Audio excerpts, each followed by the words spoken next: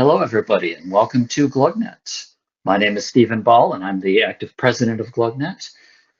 Tonight, we are pleased to welcome Joe Guadagno, who will be talking to us about scaling our .NET application using Azure.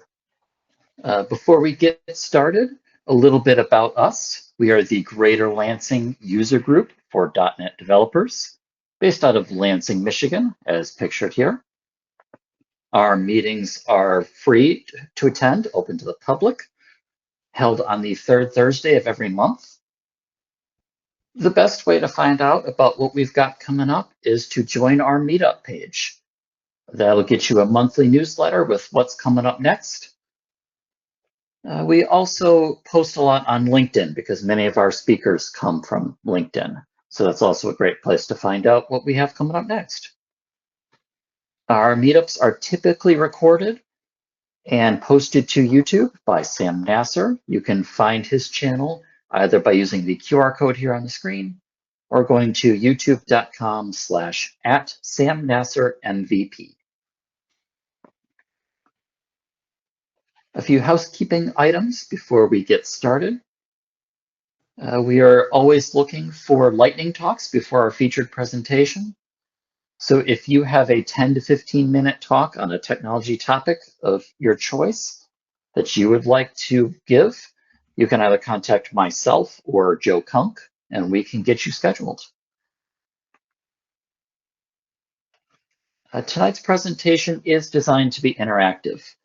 So please feel free to interject with questions, come off mute, that sort of thing. If for some reason you are unable to or just uncomfortable doing so, there's also the chat feature within GoToMeeting that we will be monitoring for questions, and we can interject when those get posted. We just ask if you are not asking a question to please remain muted. That way we can all hear the presentation. At the conclusion of tonight's presentation, a brief survey will be made available to all attendees. This is measuring two things primarily. First of all, how well did we do marketing this event? And second, how was the presentation? What was good about it? What didn't you like about it? All of the feedback that we receive is completely anonymous. So please, please, please fill out the survey and give us your honest feedback. Because if we don't know how we're doing, we can't do better next time. And Joe, a copy of those results will be made available to you as well. Awesome. Our sponsors for this evening, NIS Technologies, who is providing this go-to session, and the .NET Foundation for their financial support of GlugNet. And now it is time for our feature presentation. There's not a lot of slides here. There's, I think, literally 3. Most of them are just these. So my name is Joe Guadagno. I am a senior executive leader. I've led a couple of different organizations as well as big departments in software technology. You can contact me in many different ways. The most common way is email, LinkedIn, or Blue Sky, or email above. Throughout the presentation, you might see a couple of URLs. They all start with jjg.me/something. So if you just write down that something, it'll be easier for you to get to. But again, the meeting's recorded. If you want the source or slides, you can scan the QR code. That'll take you to this site or the presentation for this, which has the URL the description, the slide deck, as well as the source code for this. And I'll pop this up at the end also. So the agenda, we're going to scale and that. We're going to take a .NET application that's running on my machine with SQL Server, an API, a web app, and file storage, and move that all to Azure and show how you can easily interact with the both. If there's more time, we might introduce Azure Functions as well as Azure Queues, but I don't think we'll generally have enough time for that. So this is a little bit about the application. We're going to start off, the app uses, it's a browser app. We're going to move that to Azure App Services, and then that talks to, or sorry, I should say, let me get the little marker. It's easier to see when you have the laser pointer. So you are going to use this app with a browser that's going to use the Azure App Services, which is what is used to host web applications, APIs, Azure Functions. Basically, think of it as the cloud version of what IaaS is, and that's what this web app is. So an app service is kind of like the server itself, and then you have one or more web apps in it. So this used to be, if you're familiar with IaaS, this used to be what a site was. And then this site talks to SQL database, and then it's going to pull in images from Blob Storage and CDN, or Content Delivery Network. We don't need all the fancy animations. And that's it for the slides. So let's go and kill the PowerPoint. I'll take a quick overview of this. I'm going to turn my head to the left to look for a second, see if there's any hand raising. So use the hand raising feature, which is in the lower left that says React. How many people have used Aspire before? It's .NET Aspire. It came out about a year ago. I have not used it, but I've heard of it. I'll do a quick, very, very quick overview. This app has it in it. It's not required for the, converting it over to use Azure. This is more for development. So let's take a look. Where's my mouse? There you go. So we're going to take a look at that. So what Aspire basically tries to do is become an orchestrator for your application. It has one file in it called the app host. In the app host, you basically build out what your application is going to use. Now, I kind of sort of mentioned this already. This app uses a database. It uses a web API. It uses a website as well as blob storage. So before Aspire, what you would end up having to do is basically, we'll see here, I have, let's exit out of here. You go to Docker, see I had a Docker container for SQL Server. I had a Docker container for Azurite, which emulates Azure Storage, one for MySQL, one for Redis, etc. So what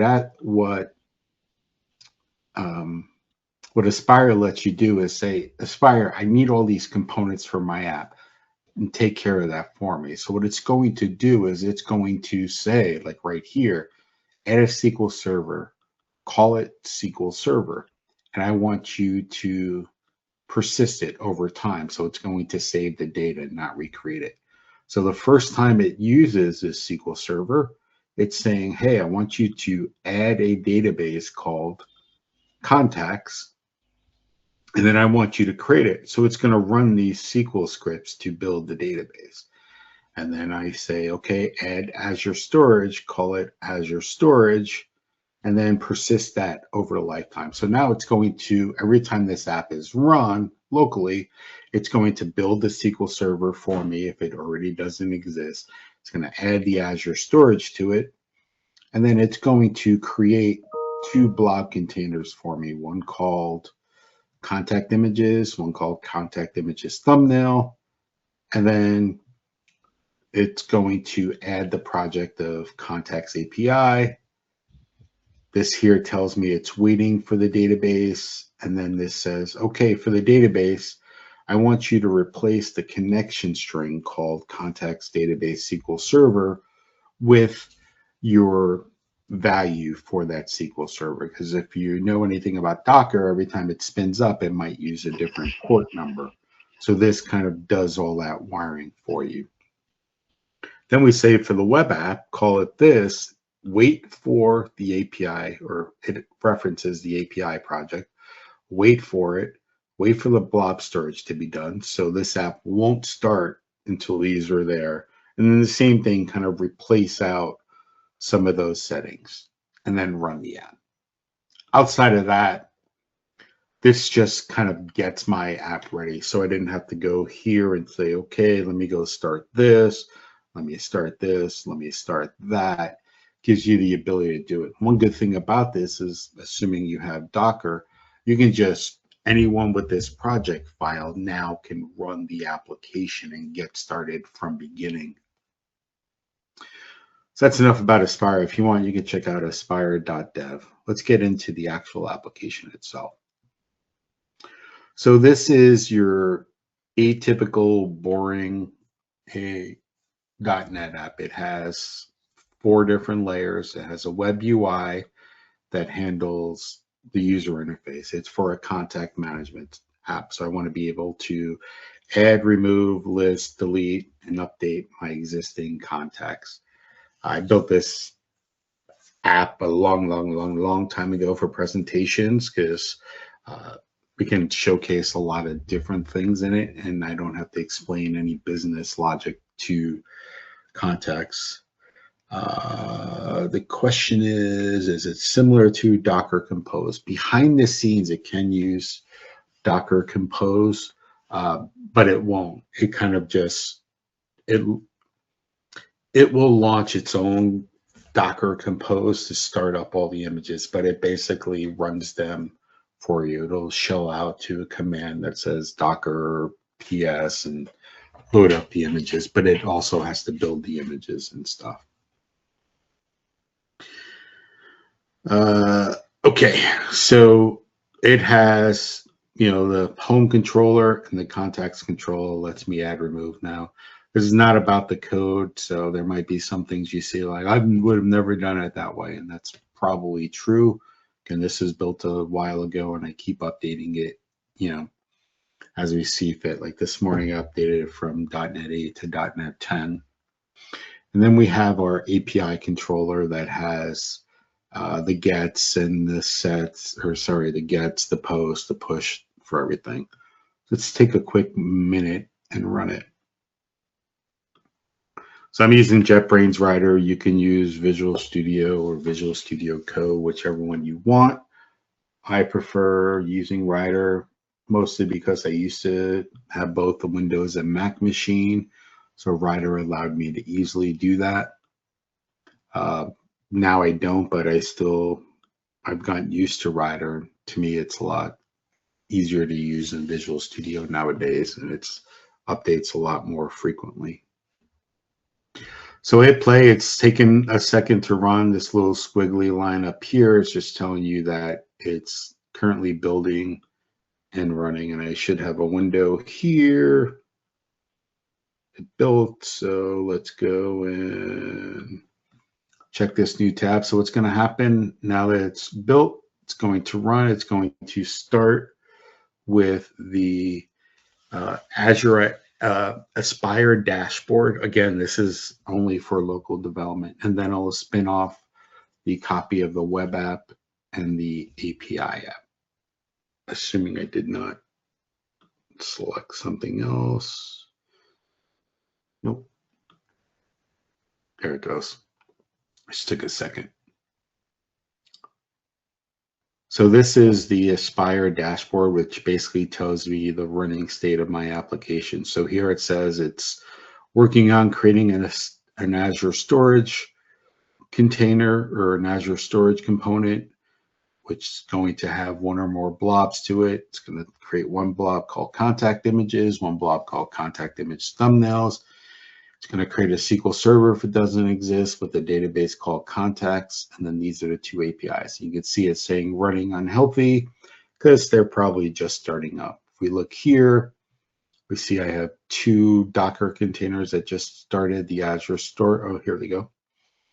The Azure storage 5A12 DCF. That's just a random GUID part that Aspire assigns to it. And then SQL Server 5A. So now they're running, It's building out the SQL Server now. This generally takes an extra second or two the first time. Let's minimize that so you can see it. If you want, you can check out the logs by clicking on the console, and it basically reads out everything that's happening. This is one of the reasons why I like Aspire so much, because everything's kind of built into it. So look, there's no logs around contacts, no logs around SQL, that are around SQL Server. So it's probably built in ready now. Nope, still not built in ready. It's funny. I ran it before to make sure everything was up and running, so I guess I shouldn't have restarted my machine because now it's rebuilding. This will only happen the first time you run it. Yep, SQL Server's up and running. Now it's going and double checking contacts. Once that's done, you'll see the API will be available. Then it'll pop up in the browser and then the web UI. And it normally doesn't take this long. Yeah, there you go. So now I have a contacts app. It should appear here. If not, I can just click on these links to pop it up. So there it goes. Now it's running it. I was too impatient. Let me just zoom in on the browser a little bit. Come on, IE.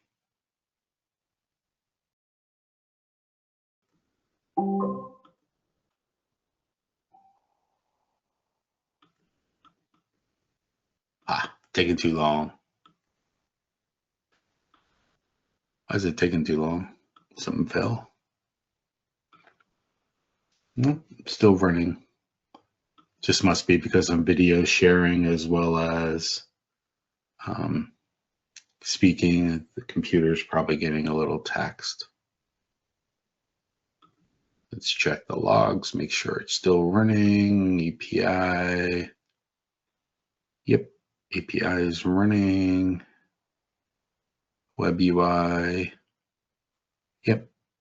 Oh, there it goes. They're starting to appear now.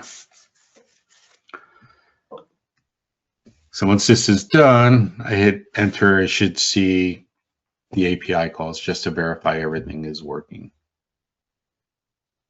I want to verify everything's working before we get started and move on to the first bit. Oh, we can see this by going to contacts here. And we'll wait a week to 10 minutes. Why is my computer so slow?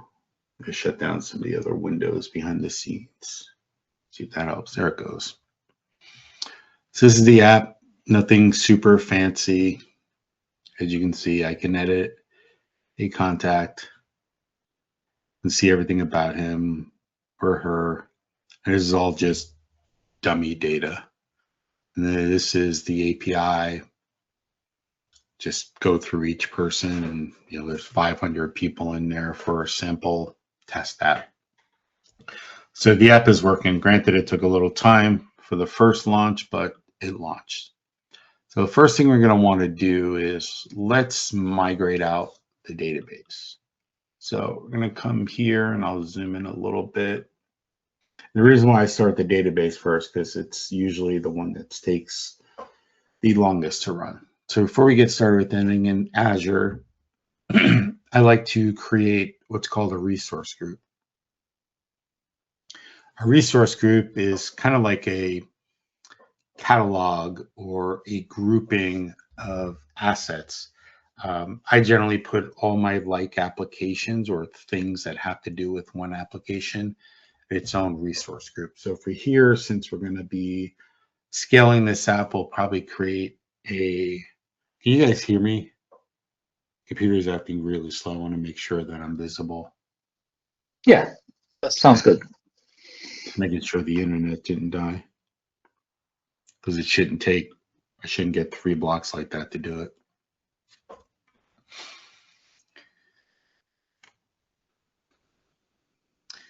So the first thing you do with the resource group is you have to put it to a subscription. That's basically where you get to, or how you get billed. Since this is a presentation for user group, I generally put it in the Microsoft Azure one, so it doesn't cost me anything. Then we're going to give it a name. The name has to be unique, so I generally put it in something that's super unique to here. And then you choose a region. This is basically the data center that it's running in. I'm going to try West US 2. West US 2 is usually pretty good. The East US and West US 1 are starting to fill up with resources. So I click review and create. Hit create again. In a couple of seconds, the resource group is done. Now the resource group really isn't anything. It's basically, like I said, a shell, a wrapper. Think of it for like a hard drive. You can store multiple folders in it, or as a folder where you store multiple files in. That's what we're going to do here. So first thing I want to do is create a app service plan. This will allow us to host the application. So let's go and create. Then we'll get the Azure Marketplace, which will give us the ability to search for things. So I am going to type in app service plan. Now, a lot of this you can do straight from Visual Studio or Visual Studio Code or JetBrains Writer. I just find it more helpful to show people what's actually happening rather than the tool building it for me. And then after people know it, then I can start, then I start letting the tools build it. So this is what we want. Is see an app service plan represents a set of features, capacity that allows you to share multiple apps in Azure App Service. So we're going to go and create a plan. You see, since I started it from the lap around Azure, it already has that subscription and that resource. Now I need to give it a name. Let's call it app service. Now you can call it anything you want. I try to name the services with some kind of abbreviation in the beginning so I know what it's part of. So here I'm calling everything a lap around Azure. So I did LA, and then it's an app service. I pick whether I want Windows or Linux. I think Linux will work for this. And then choose the region. Now, even though the resource group was created in West US 2, you can still choose any other region to host your app. I'm going to try to put everything in West US 2. You want to try to keep things in the same region so that you don't incur extra costs. Because if you have something in West US and East US, when they talk to each other, you're paying for the network traffic going back. And yes, you can easily delete all services in a resource group. Just right after this presentation is done, that's exactly what I do. I delete the resource group and bye-bye everything in it. Then you choose your pricing plan. For whatever reason, it chose one of the most expensive ones in there. Obviously, you would want to pick a plan that's more suiting for your needs. I am just going to go with the basic one, which is a super low intensive, since this is just a demo. But for most apps, you'd probably want to choose something in the premium model. It's basically 3 different types in the premium model. There's the blended, which is the plain premium, which tries to balance CPU, memory, and disk speed. Then you get the memory optimized, and then you get disk space optimized, meaning it's for really intensive memory applications or really intensive disk applications. If you want to read more about it, you can do the Explore pricing plans, and it'll show you everything there is to know about it, which I did want to do.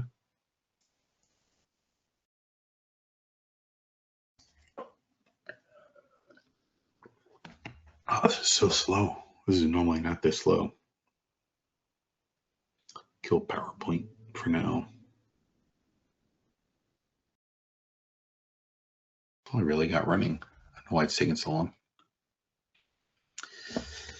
Okay, so I think it's ready. We can click review and create.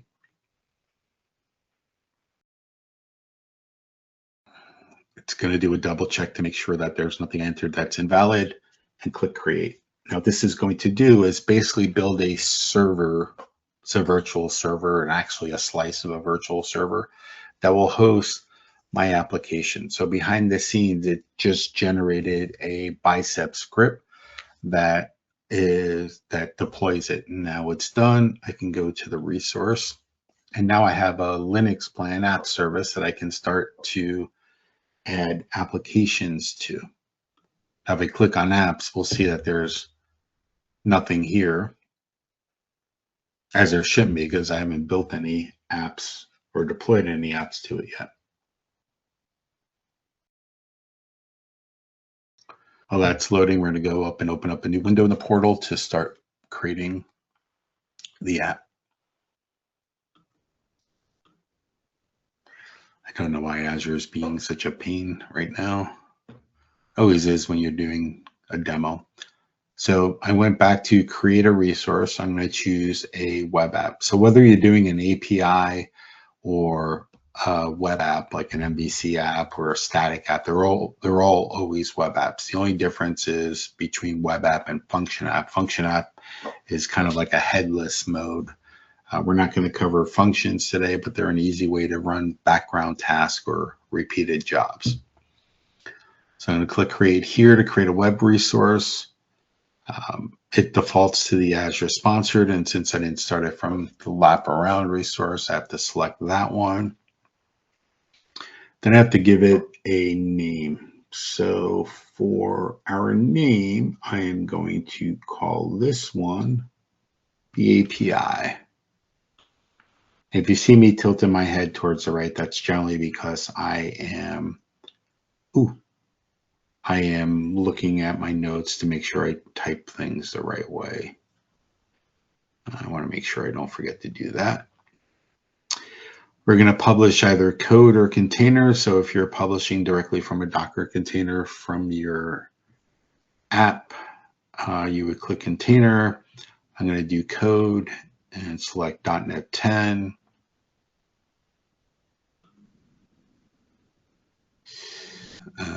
By default, it wants Windows. You generally choose Linux because it's usually cheaper.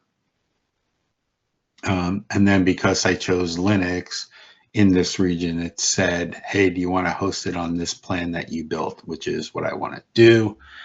Zone redundancy, which I didn't cover on the last one. Depending on your app service plan, I think you have to be at a P1 or higher.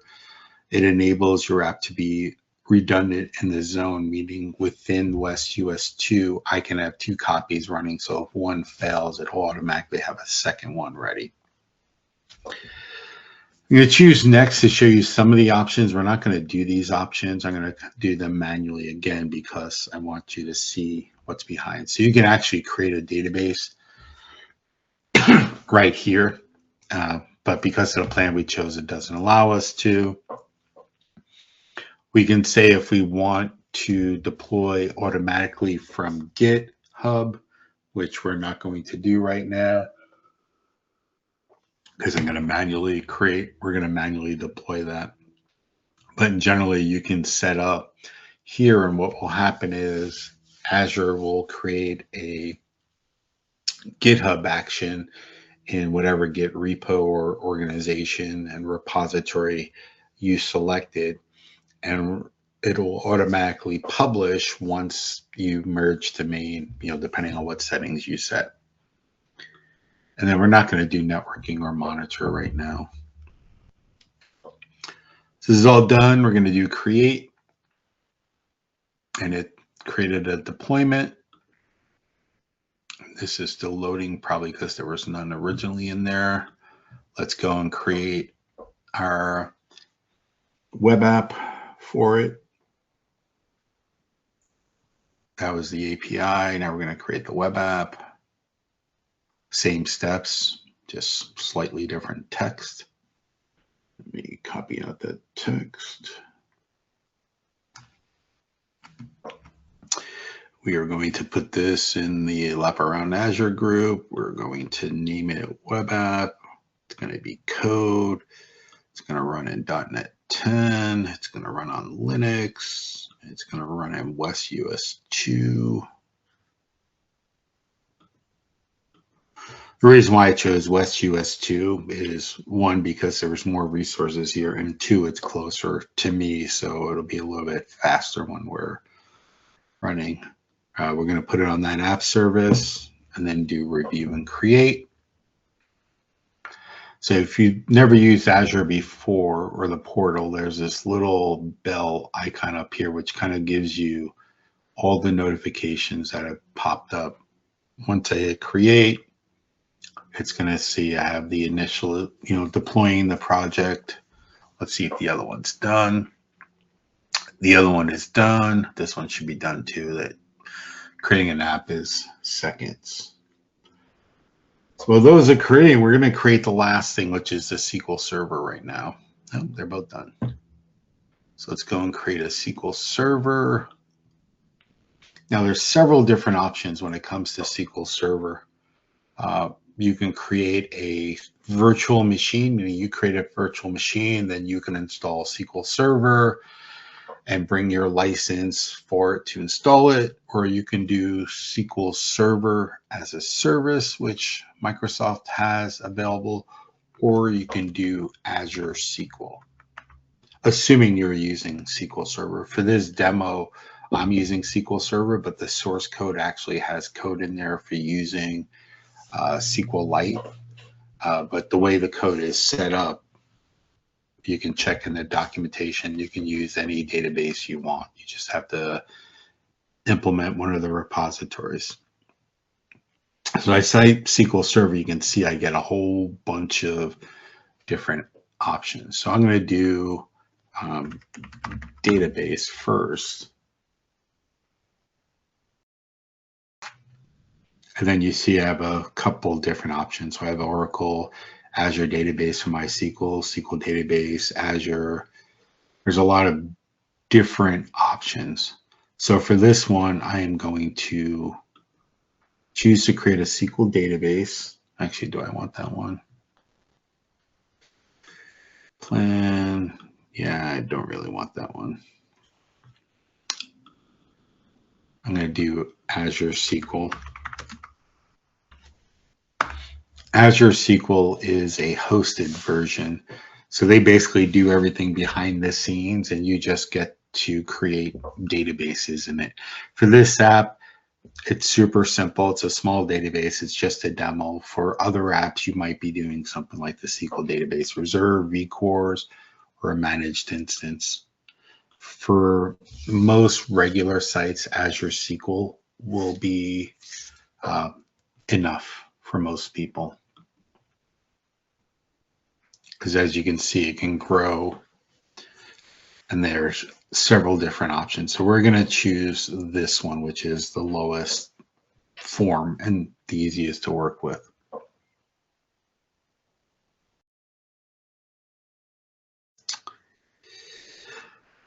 So there's two differences here. You have the regular, which is just a SQL database, and then you have what's called an elastic pool. The elastic pool allows you to kind of put out different databases, and Azure will manage the traffic between them. Thanks, Joe. So we're just going to create the SQL database. Let's throw it in the resource group, a lap around Azure. We're going to give it a database name.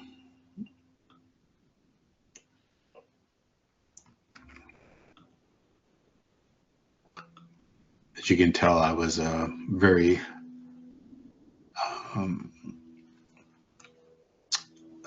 intentional with all my naming. And we don't have one that we want to use, so we're going to go and create a server. This is really what I want the server name to be. And I want it in West US.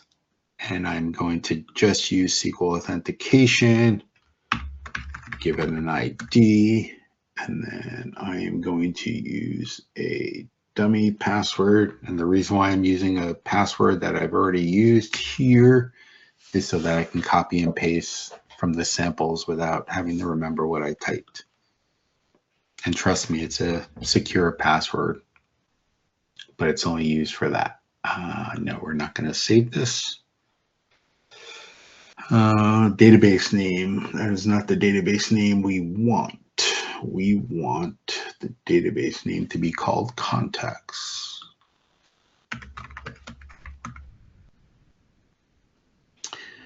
review and create. Give it a second. It looked. Now we're going to create it.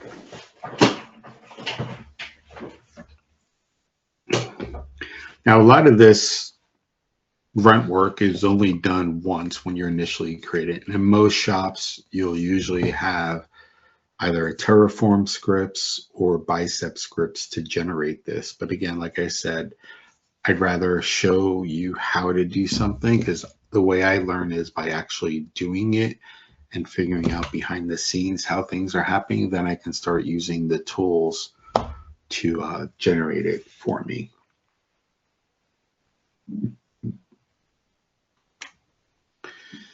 Okay, while this is happening, we're going to start and publish our application. So I'm going to leave this up here, and we'll come back to you in a little bit. So let's get Rider up here. Now, there are lots of different ways you can deploy from your local desktop to that.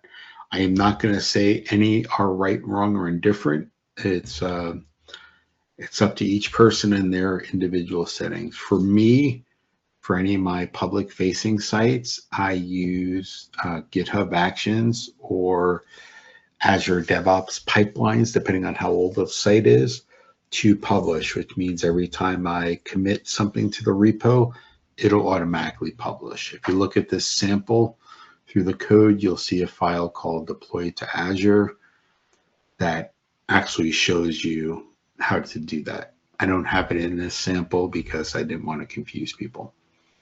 Both Visual Studio and Rider offer a way to publish to it. So I'm going to just do that. I'm going to do publish. And then you get the choice of IaaS, local folder, server, or Azure. I'm going to choose Azure. Now it gives me the option for a name. And I am going to choose, it's probably showing one in there because I have that already in here. Let me just delete those. Oop, don't want to do that. Edit configuration. Delete these two because they're old. Here we go. Now I'm going to right click and choose publish, publish to Azure. I'm making this screen a little bit bigger so you can see the options. So it says, okay, we're going to call it publish to Azure. It's going to be a contacts app. We're going to configure the release, and then web app, going to get to choose. So I've already logged into my Azure account. So it's going to look for subscriptions. So this is the web app. I want to deploy it to the Law API app. And then we're going to open after deployment. Now this is going to fail initially for two reasons. One is the database hasn't been populated yet. And the third is, or the second is, we haven't configured it to go to the database. So let's just, we'll apply those now. We're not going to run them until I have the database up and running. And let's do one for the web UI. Publish, Azure, Contacts Web, pick the project, web app, click OK. So now I have the build scripts for them. I can build them as soon as I'm ready for it. Let's see if the database finished being built. Azure, and it's built. If I go to the resource, I'll see that I have Law SQL Server and contacts. Server name is there. I can click show connection strings, and it will show me the connection strings that I need to copy and paste in there. But before I need to do that, we're going to have to populate it. So in order to populate this database, you can do one of two different things. If you're using any framework and you have migration scripts, and a framework migration can populate that. If you have a DBA or DBE, he or she is not going to want you to do the migration, and they're going to probably do it through SQL scripts. So we're going to do it through SQL scripts to show you how it's done. Now, before you do it in SQL scripts, Azure itself, or the database, let's go back because I hate this stupid name up here. The server itself doesn't allow for outside connections. So this is the actual server. If I want to go to contacts, I can see it. You have to enable outside connections. So that's where this set firewall button comes into. Now, typically in a production environment, you wouldn't enable this. And a lot in this talk, I go back to what my mother used to tell me when I was a kid. Do as I say, not as I do. Typically, you wouldn't expose this, then you would run the scripts, or you would have a virtual private network there to enable it. But for this, I'm going to enable it for select networks. So you can add a virtual network role. I'm not going to do that because it's a little too complicated for this. But here I will allow certain public IP addresses. And by default, it says, hey, do you want to add that? Now that's my public IP address, 722.217.56. So I can click add, and what I normally do is add the device so I know what it is. Then there's this little allow Azure services and resources to access this service. We're going to choose yes because we want our API to be able to access it. So I click save.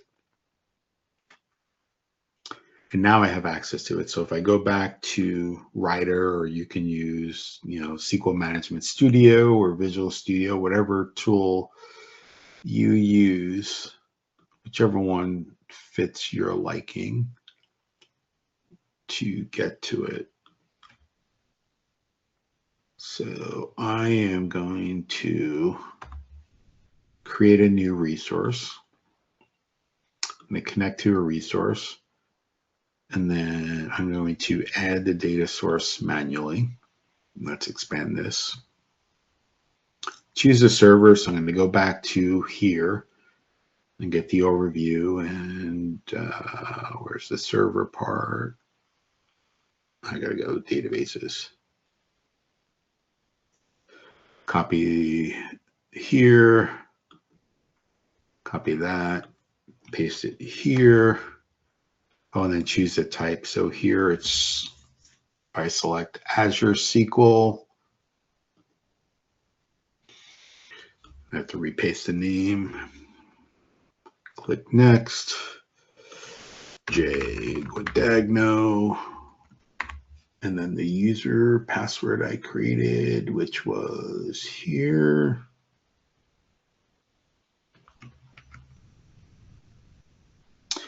And then IntelliSense should work here, but I'm just going to type in contacts and do test connection to make sure everything's working.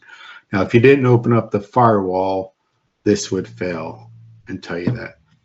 So now I'm connecting to it,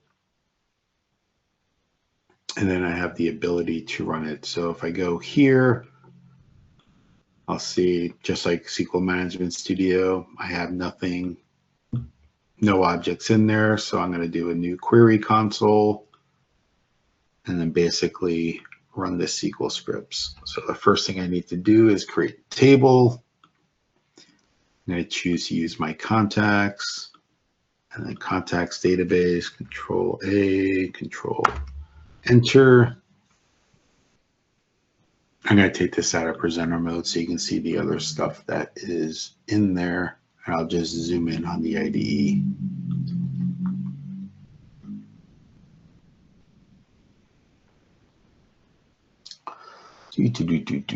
Where's my zoom view appearance? Let's zoom to that. Yeah, 150 should be good. So now I need to create the users. Now, normally I would go here and create a user. I'm just going to use the user I did to make it easier. And now let's create all the dummy data. So let's go back here and select contacts. And then Control A, Control A. We gotta select the database. Come on, contacts, and then run.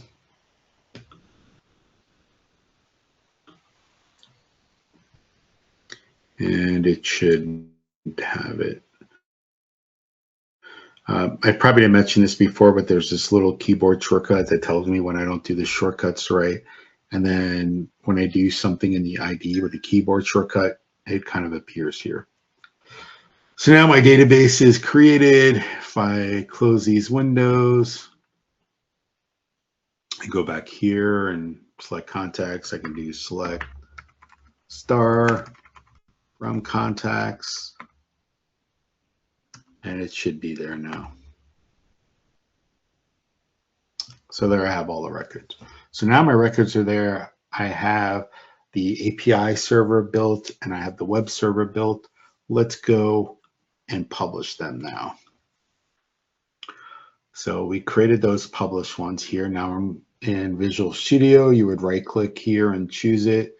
I'm using Writer, so I can actually do it right from here. I'm going to hit play, and that's going to publish it. You'll see it's building out the app. It's going to basically put a zip file together and then deploy it out there and then unzip it on the Azure. I'm going to take this pause for a second to get a drink and see if there are any questions. I'll look in the chat or feel free to come off mute.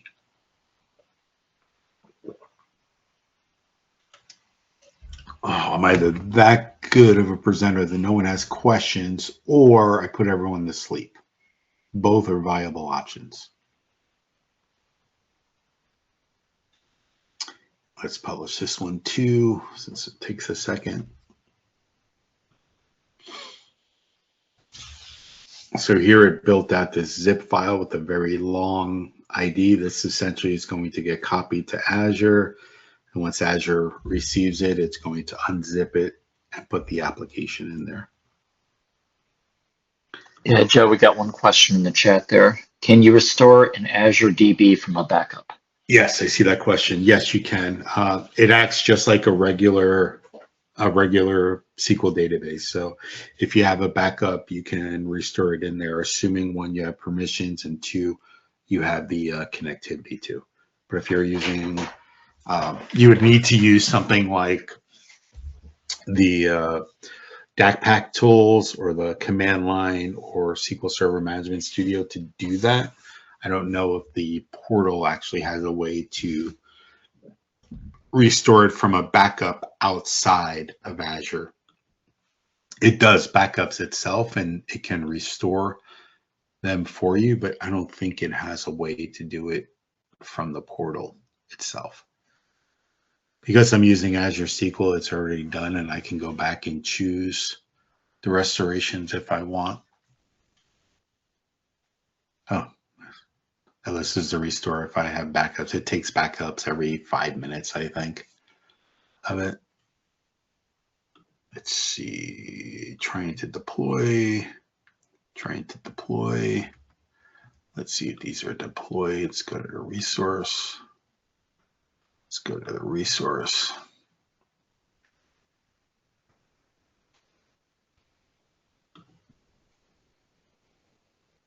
Okay, so here it's telling me everything about the app. There's a deployment currently in progress. So it's getting that deployment from here. Same thing here. Deployments usually take a minute to 2 minutes, depending on how big and complex the app is. This is a relatively small one. It's built, so now it's opening it up in the browser because it's been deployed and successful. And you can see here, if I zoom in, yeah, you'll see it says law API, and then that long name. Now you could put in your own custom domain names if you want. I did not do that for this, but within the application itself, you see right here, there's a spot for adding a custom domain, and then you can make it like josephguadagno.net or something similar. So I'm going to close this since that's going to fail anyway because we don't have the right configuration for the database yet. Let's see if the API is if the web app is published yet. Okay, good. The API is published and the web app is published. So now what we need to do is just change the settings to point to the new database. So I'm going to come back here to the API, and I think it's only the API that needs it. You have to write create database, created that, publish. We are going to go to settings and environment and variables, then connection strings, and create a connection string called contacts database SQL Server, because that's what I believe is the string here, right? So if I go here to app settings, yes, I have a contacts database SQL Server, so I need to recreate that in Azure. Now, technically, you can deploy your app settings file, but it's not a best practice. Come on. Why are you dilly-dallying? It shouldn't take so long.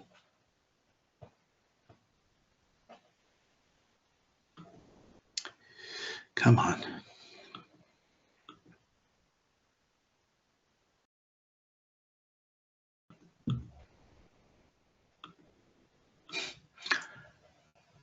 It's like it doesn't want to work. Okay, so I click add, give it the name. So this is going to mirror what's in what you would typically see in your app settings or app settings dev. So contacts data, I'm going to give it a value. So I am copying and pasting the value from a text, but basically this is what I showed you before. If you want to look at it, it's here, law database, port 443, context user. I didn't create the context user, so let's do the J Guadagno and give it that URL or the password. Come back, which is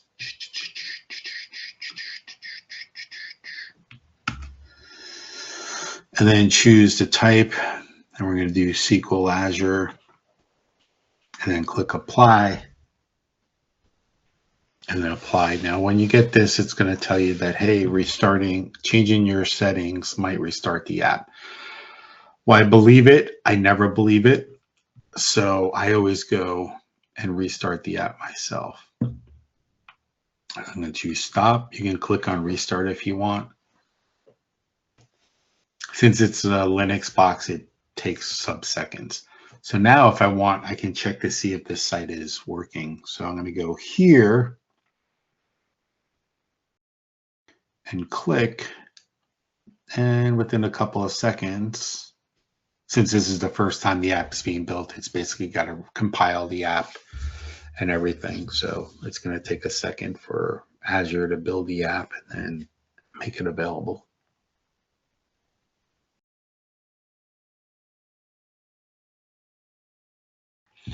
Is there an Azure subscription that can create these resources faster?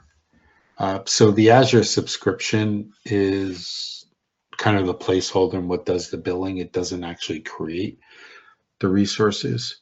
If you're meaning it's taking a long time for like when I hit create and deploy, there's no control over that. Basically what's happening is behind the scenes, there's a script that gets created and that script gets sent off to a deployment server in the Azure data center, then it runs. So you can be queued up behind other people. Generally, it's pretty fast, but some resources like SQL servers take time because they have to build a virtual machine, they have to build the disk, then they have to create the actual installs. Now they have virtual images that they behind the scenes basically copy and paste and just rename, but it's usually not long. And again, this is generally you only do this once, and it must be a very busy night for Azure in the West US, or my bandwidth is gone terrible because normally it wouldn't be this long.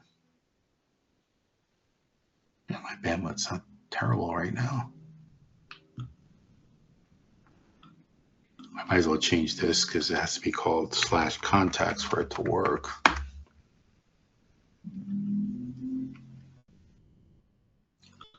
Hey, restart the app. The app is started. Issues detected. What issues were detected?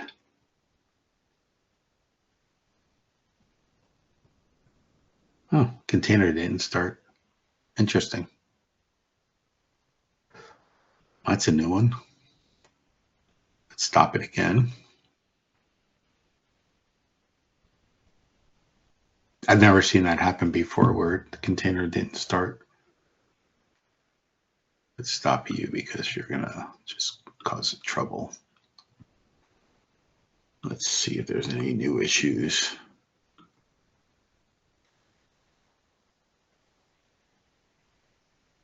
Nope, no new issues. Okay, let's run this now and see. Now, another way to debug what's happening is you can come here to Advanced Tools and then click Go. What's this going to do is load like a secondary UI that has more to it. You can do things like view logs, view the environment variables. I find that viewing the logs is super helpful. So if I click on log stream, I'll see it. This will tell me exactly what everything's happening on the server.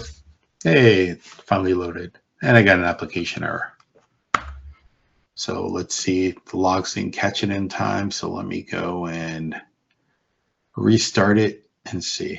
I bet you I'm missing a setting that I forgot somewhere. This is why you generally don't do the deployments from the IDE. Yeah, that should be it. So I'm going to watch this, see if there's anything that pops up once I redo this.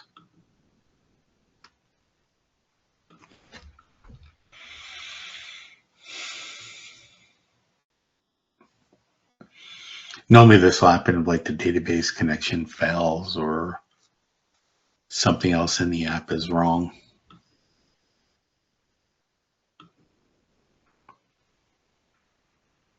I should zoom in on this so you can see it.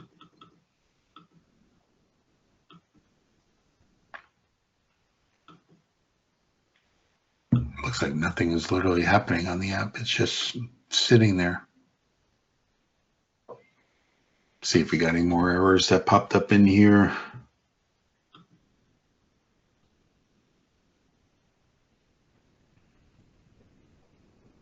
Nope, still the 23. So no new errors have popped up.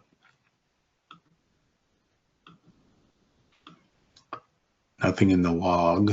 So that's weird. Nothing like some live application troubleshooting. Let's restart and see if we at least get the log messages in here.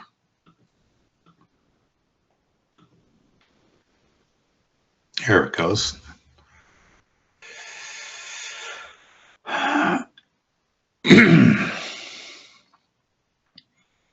So it looks like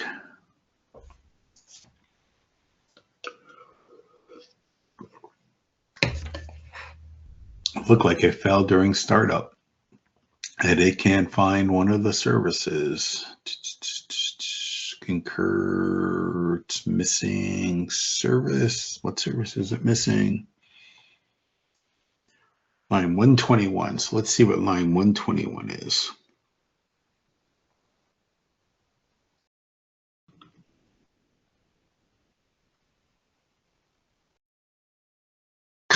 There's no line, or was it line?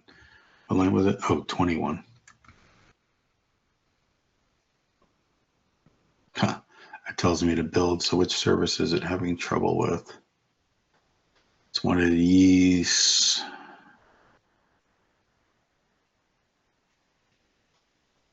It's not helpful at all. I'm not quite sure how to help you with that. Oh, Alexa can't help me with that. Is there any advantage to deploying in a container versus straight from the app? Deploying to a container, you can use the Azure Container Services and scale up and down from there. You can also control load balancing a little bit better or a little bit differently from just deploying the app. you use Azure scaling or Azure App Service to handle the scaling of the app. Container also allows you to keep the code that you want for and in that container, so you can almost guarantee the right version of the APIs or the DLLs that you're using. So I don't know what failed. So what I'm going to do is redeploy it. So luckily you don't have to stop it to redeploy it. I'm just going to come here and publish context.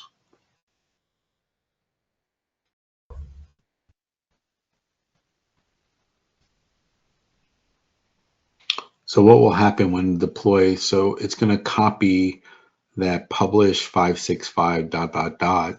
zip file to Azure. Azure is going to uncompress it into a file. Once everything's uncompressed, it's going to stop the other service and start the new one pointing to this new folder, and then eventually delete that other folder.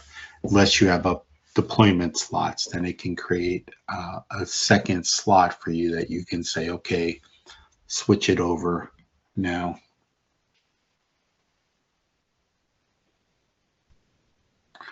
While that's deploying, I'm going to make sure that the environment variable saved. Connection strings. Yep, it's there. Values there. I don't know if I need TCP IP in there, but I'm going to leave that. That would come up with a different error. Because it's in the connection string section, is that why you don't need to have the word connection string in front of it? Correct. Okay, because I knew in the app settings you had it 2 levels deep. Yeah.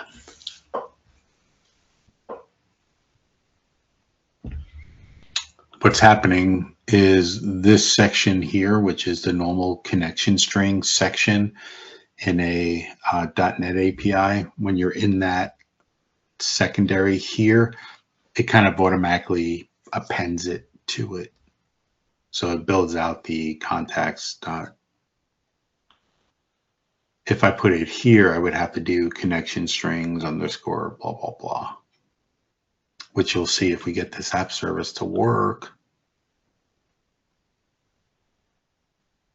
Did it deploy yet? Once we get the web app, you'll see how you can.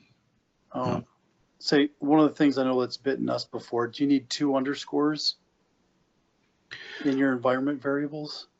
Not for the connection strings, you don't. Okay. But we do need it for the web app. So I might as well put in that web app one now. So I need to copy this. And in the web app, we are going to go here, add a new one.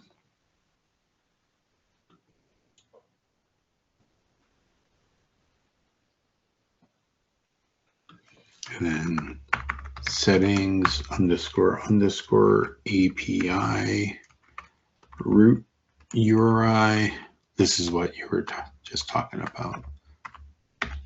And then paste in the value for the API.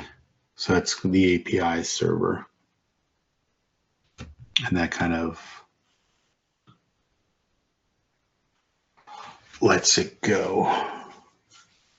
If there's any other settings I was missing in the app.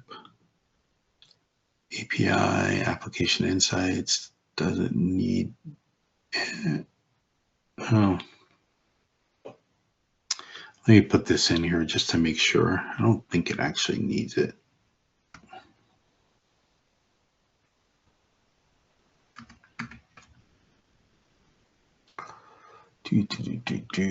App. Oh, I think it was there. Yeah, it's there. Oh, that's not the one I need. I need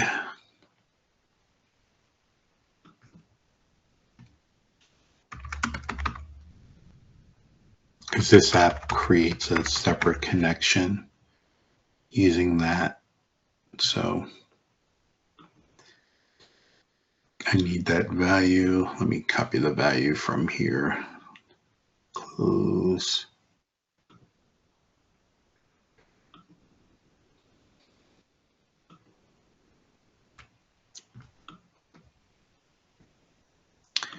It might be failing because it couldn't create the application insights.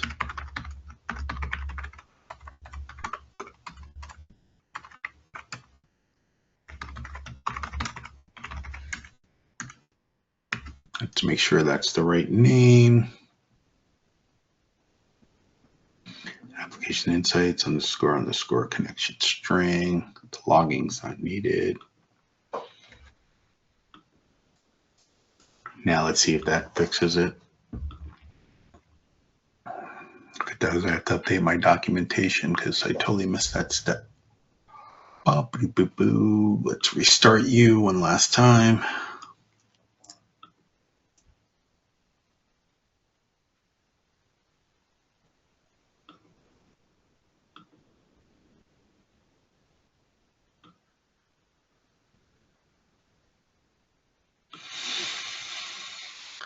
Okay, let's refresh you.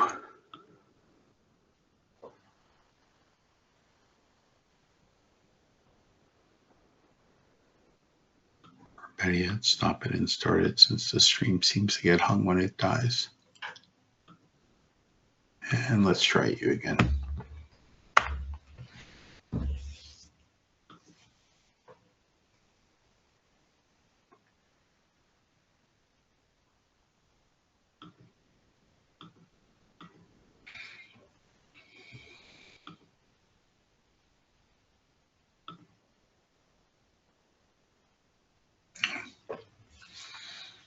Still starting. It takes a long time to start. It's usually not this long, probably because it just got the updated app. Let's see if the writer finished. The writer's still deploying, it says. Let's stop you, writer. Go back checking on you. You're still starting.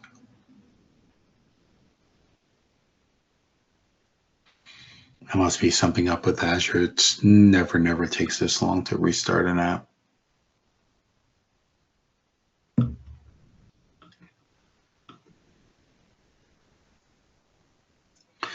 It could also be because I'm on the free tier. So the free tier, or the lower tier that I chose, B1, is slower processors and shared resources. So there could be some other quote unquote hogging applications on it.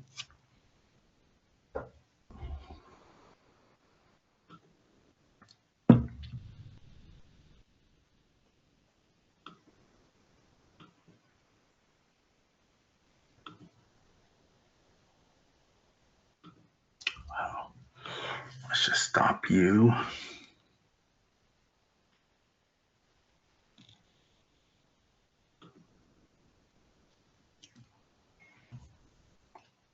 Let's start you. Now let's see what your health is.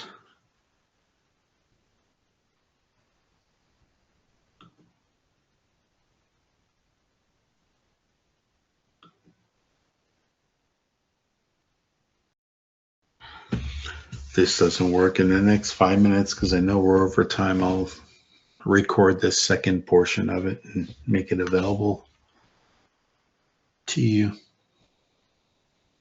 Yeah, you're doing okay on time. We still have about 20 minutes. Okay.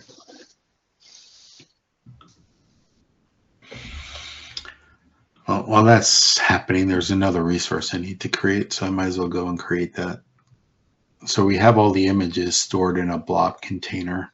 That's going to allow us to be able to use the CDN, which I don't know if we'll get to, but I'll at least start it. So let's create the storage. There's a storage account right there. So we're going to store our images for the contact photos in here. And make it available to people via the CDN. Preferred storage type, we're going to do Gen 2, primary workload. You can choose different types. This kind of tells you the performance you need. We're going to do cloud native efficient application. So it's telling me that standard is recommended for it. We don't want you redundant because we're going to be cheap with this. I can do review and create. So this is going to create the Azure storage account, which will allow us basically to drop files in that we can then host on our site. Let's see if that app started yet.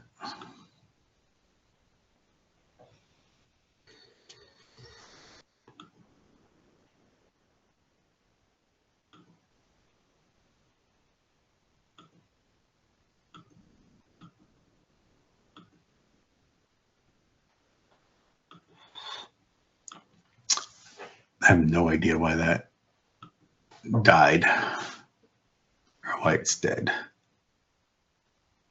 Oh, I need to make more setting changes there.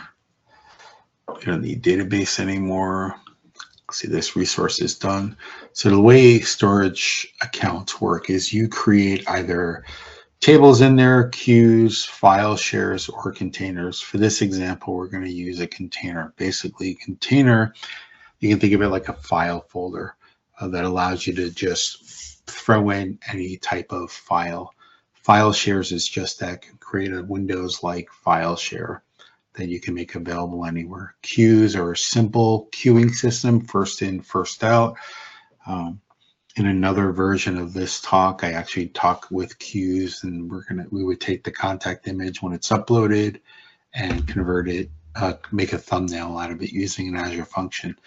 Then tables gives you a very, very simple CosmoDB-like, without the scale, document storage system. You can create columns and very low-level tables. Let's go and add a container here. We're going to call it contact images.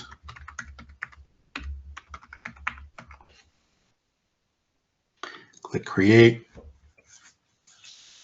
That is done almost instantly. And then we are going to change the access level to make it container read access for blobs and containers. This way it's available. I have to update it on the storage account first.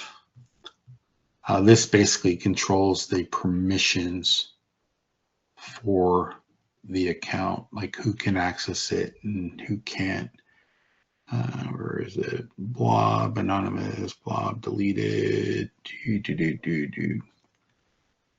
security, networking, hierarchy, default, blob access. We're going to say we are going to allow anonymous, everything else is fine.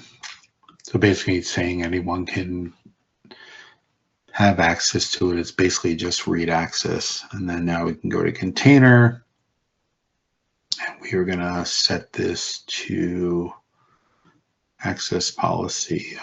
Let's do it this way, it's a little bit clearer. Change access level. I thought I just changed that.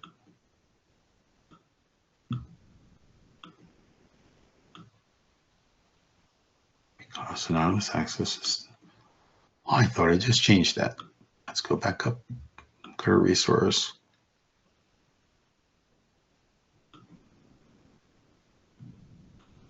Guess I didn't hit save. Blob, allow storage account, allow. I did save it. It's not allowing me to save it.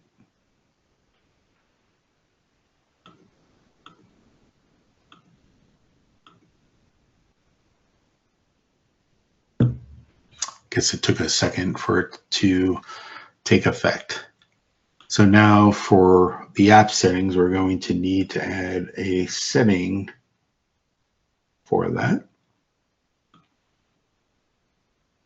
So we need to add this, which is the settings for it. So we're going to go and we're going to get those settings. So let's go back here, choose the connection settings just like you would for SQL. Let's see if he worked.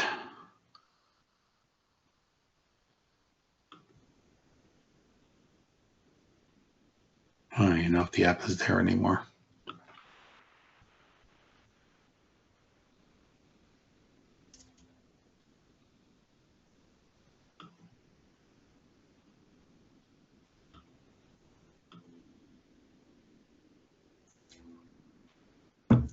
I think the app is totally dead. That in Azure looks like it's totally dead today. What are the odds that there's an Azure outage while I'm doing this?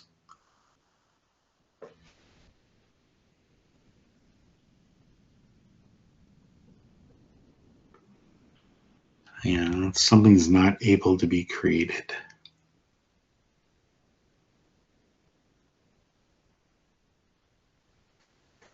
Azure Resolve, Getter, Add. It's missing something in the startup. It's like, hey, it works fine on my machine, but not in the cloud. So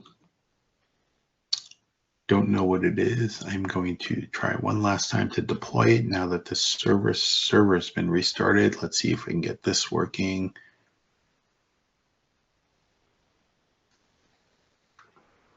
Come on, overview. I need the permissions.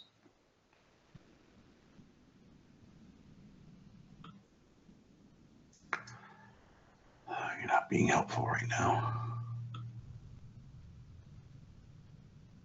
I think it gets lost when you go from the Go resource. There it goes. So I need the connection information to it. So there's a couple of different ways to do that. The easiest is from here, you're going to go to access keys. And then there's access keys that are here. So I am going to show the connection string so I can copy it. And then I need to put that in here because this is what's going to connect to it. So basically we're telling the web app to go to this blob storage unit to get it. And then we are going to tell it that the container name for the contacts is contact-images. And then the contact image URL. This is what it's going to try and load those contacts is here. Now, so you can see what the URL is. This is basically the storage name, which you can get from the overview tab somewhere in here. They keep changing how the name, everything in the dashboard.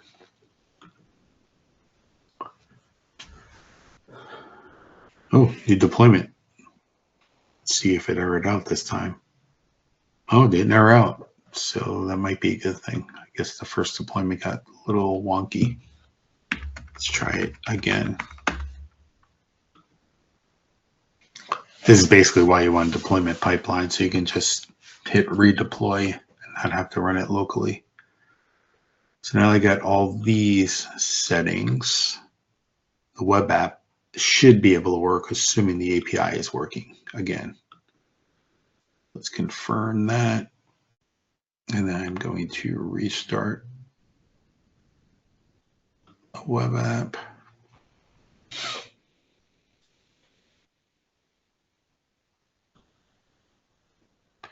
Yeah, the API is working. Wow, that was rough. I guess it just, the first install got hosts. So there's blah, blah, blah, blah. The API is up and running. So let's see if the website is working now.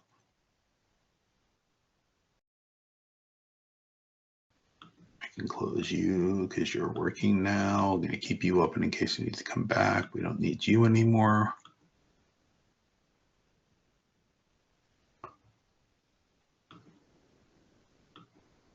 Let's zoom in case anyone wants to see that.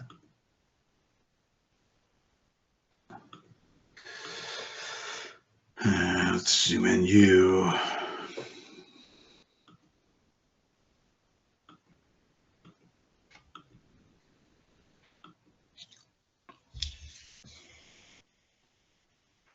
wonder if I need to reload this one.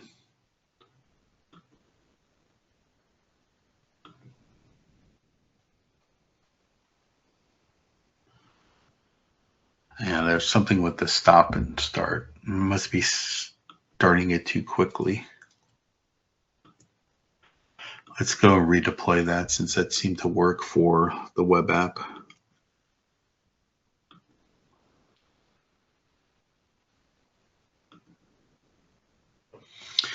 While that's happening, we are going to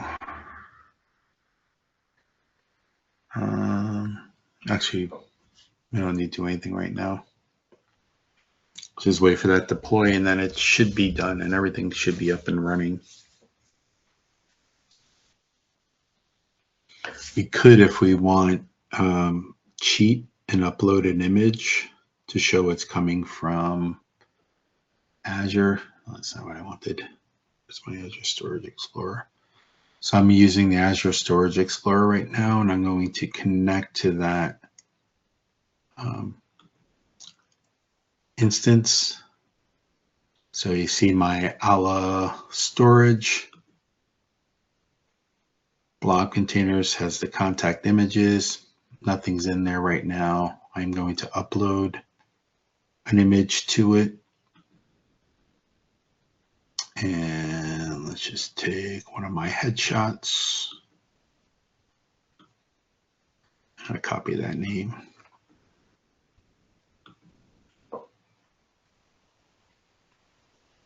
You see here it's transferring, items transferred, now that's in there. Okay, the website's up and running. So let's go and view the website now. Application error.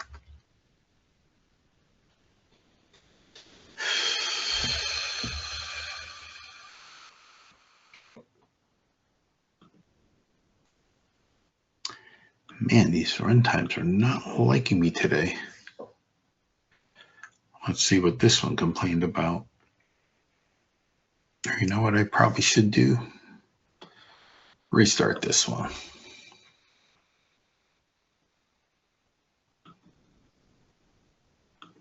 Or is that the old one? No, that's the new one. Azure is just not happy. I'm not happy with Azure today. They're good.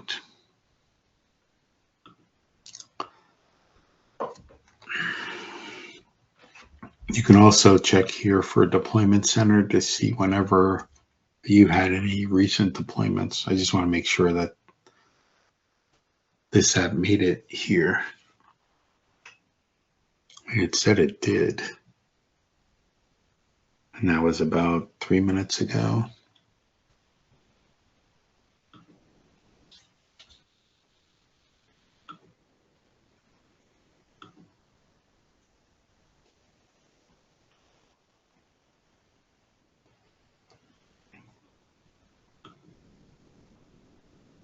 Stopped. Overview, let's stop you. Okay, it stopped. Let's come back and press play. Should be starting. I'm going to go here and check the logs.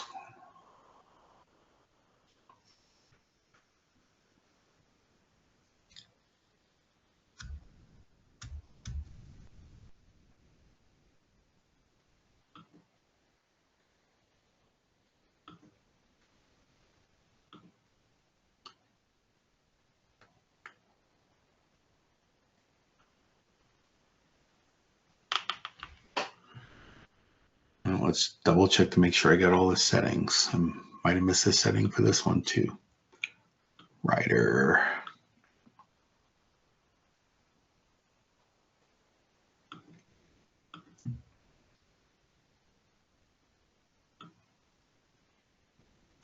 Oh, I am missing a setting. Storage account name. API root URI. Which ones did I not create?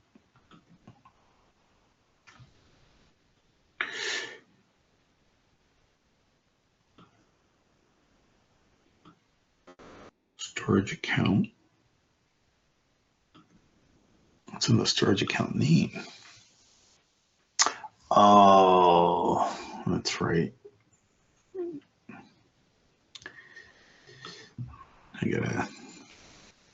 Sorry, I missed this setting. So the app's probably not loading because there's a setting missing.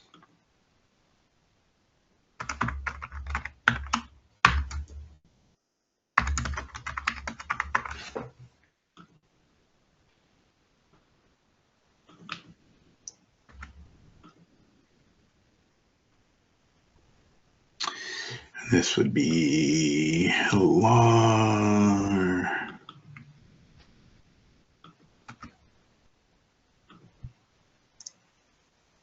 Storage account should be that. Account name is that. Image container, image, queues I don't need. Okay, let's try it. Oh, probably need the app insights again.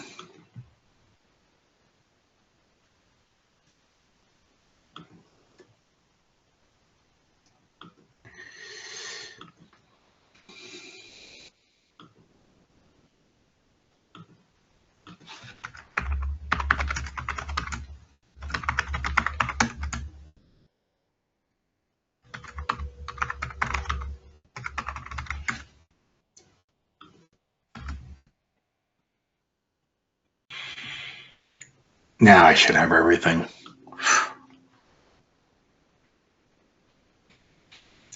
Let's go through here. Here, restart. Check this.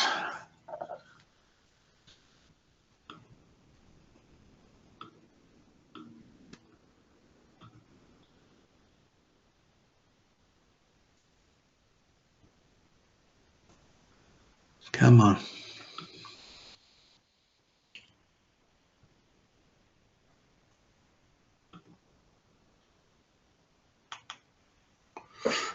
$48. Well,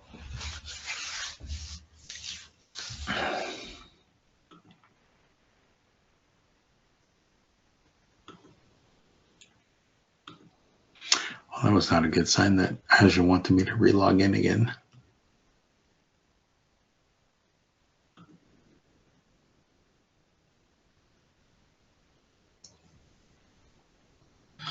I'm curious.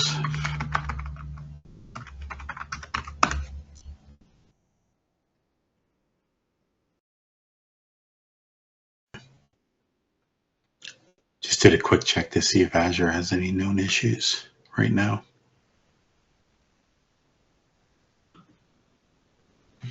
See if the site deployed. Still starting.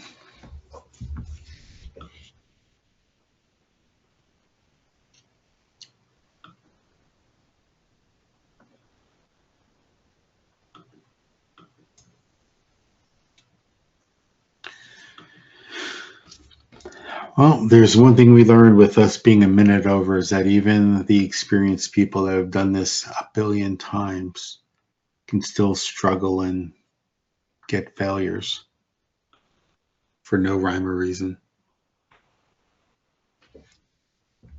It wouldn't be a live demo without a little failure, right?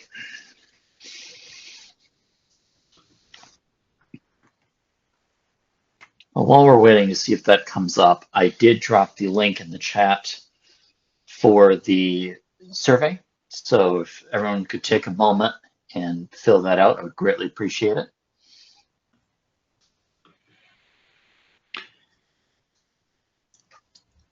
and be honest.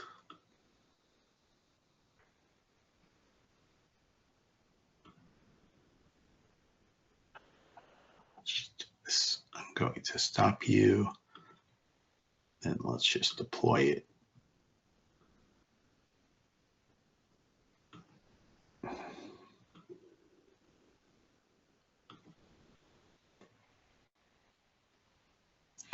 I wonder if it got kind of messed up because I was making updates to it while it was deploying.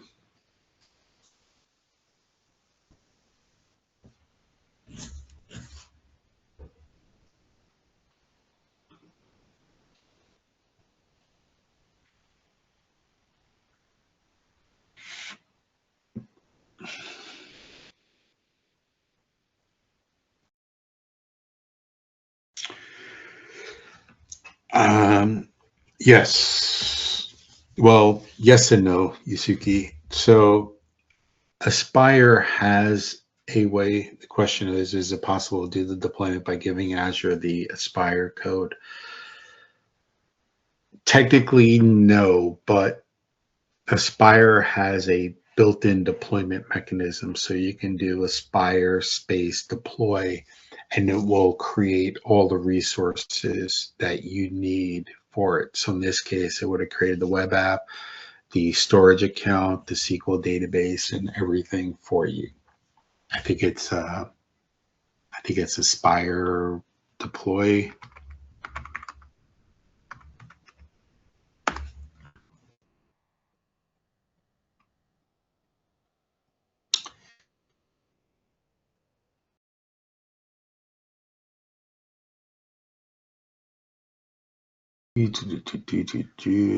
Yeah, Aspire display, and it'll go through your application and do it. If you're in Azure, you can do Aspire deploy as long as you have your subscription location and a resource group.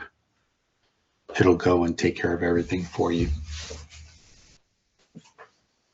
Again, I just don't do that during this demo because I want people to see what's happening behind the scenes. And right now, behind the scenes is a hot mess.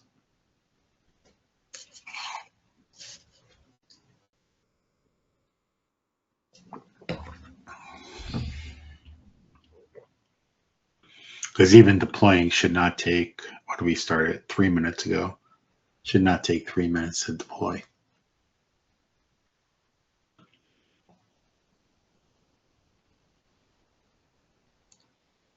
Maybe I should have changed the service plan.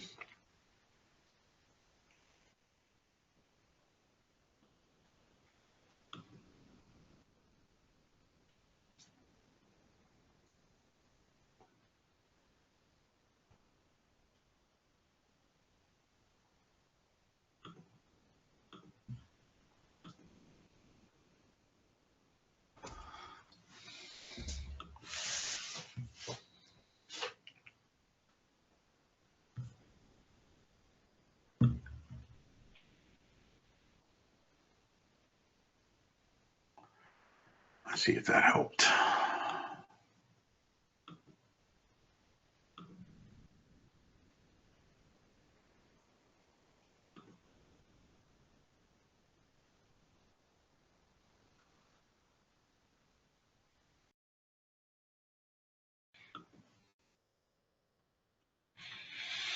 Well, the second I did that, it apparently deployed successfully, super quick. I guess it was just I chose too low of a plan for now.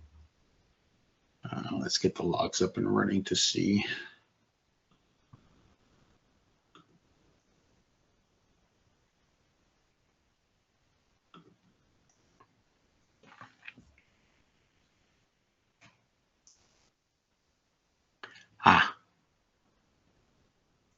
This is better.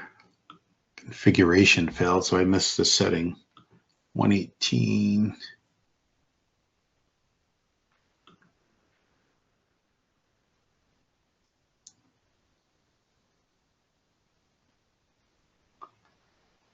Context. Oh, duh. Forget, for the logging to work, I need the context configuration string also. My bad. So let's go here. Environment, connection strings,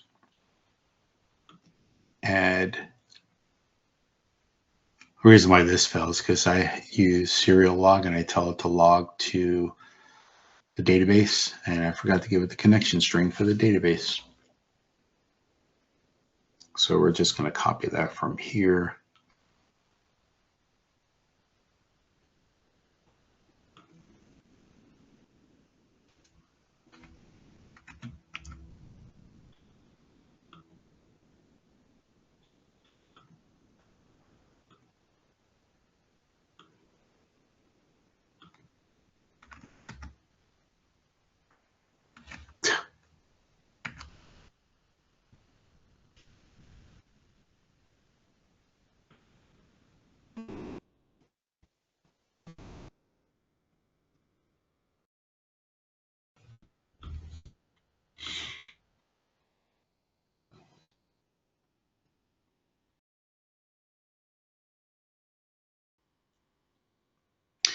One more restart and call it a night.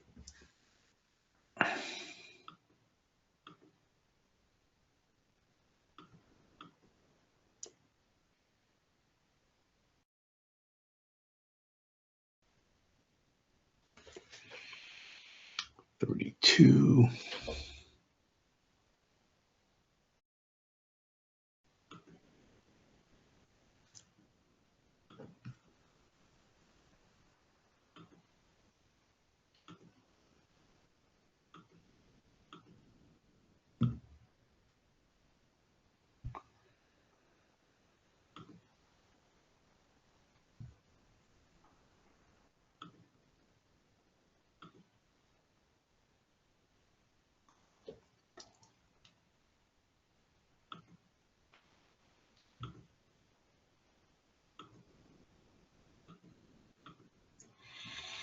I don't know why the starting is taking so long. Like I said in the beginning, the starting is normally pretty instantaneous.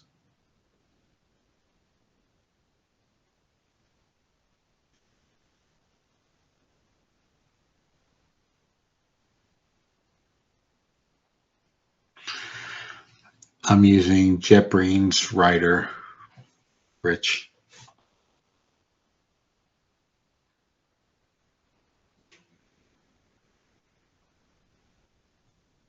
Hey, there it goes. Now it's working. So now if I go to contacts, I get an error, but at least that's probably the connection for the API, but at least the app is working now. I don't know why it took 17 times to reinstall and install everything or rerun everything multiple times. Normally it's a quick change and it's good to go. Let's make sure the API root has the right URL. That looks right.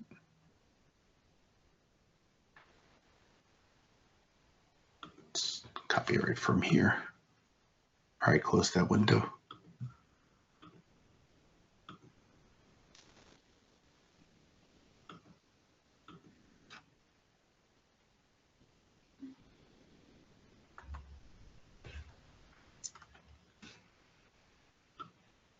Okay, let me make sure that is in here.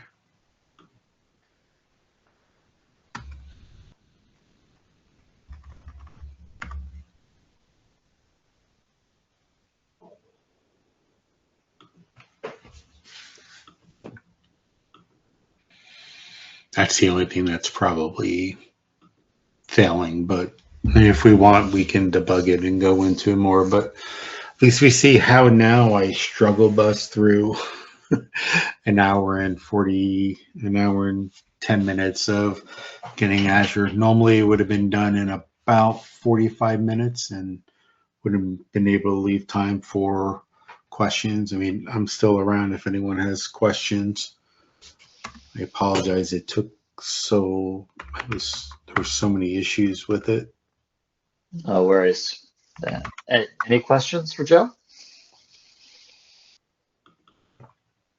I'll pull up the slide deck in case you want my contact information of knowing who to ban or not, never to have come back. or the QR code if you want to get the code yourself and play around with it.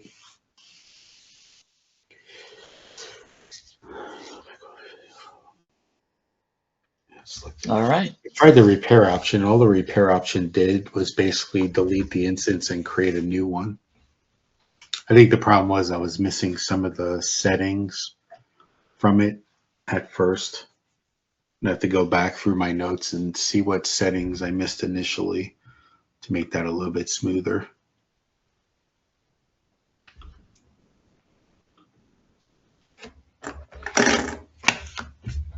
All right. I think we're all set then. Thank you, Joe. We really appreciate you spending time with us today. Oh, thank you for having me.